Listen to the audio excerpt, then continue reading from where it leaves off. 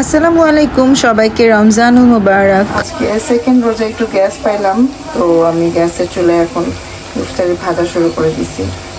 গতকাল প্রথম রমজানে কোনো গ্যাসই ছিল না আমার চুলায়, তাই অনেক কষ্ট করে ইফতারি বানানো লাগছে। এই জন্য ব্লগও করতে পারি না, মনটা খুবই খারাপ ছিল, মেজাজটাও খারাপ ছিল। আজকে একটু ভালো লাগতেছে, আবার শুক্রবার আমার ছুটি, তাই আজকে ব্লগটা এখান থেকেই শুরু করছি। ভাবলাম একটু ব্লগ করি, তা আপনাদের সাথে শেয়ার করছি। এখন ভাজতেছি আলুর চপ।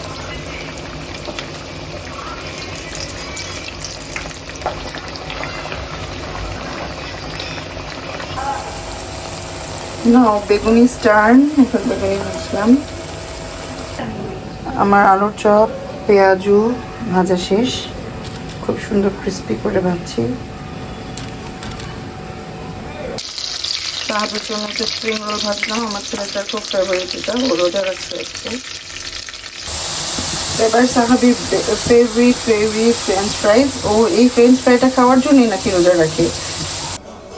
আজকে আমাদের ইফতারি টেবিল এভাবেই সাজানো হয়েছে। স্প্রিং রোলের ভিতরে একটা ফ্রেঞ্চ ফ্রাই ঢুকায়, তারপরে হ্যাঁ থ্যাংক ইউ মা, থ্যাংক ইউ। আমার মেয়ে আমাকে পানি রেডি করে দিচ্ছে, থ্যাংক ইউ মা।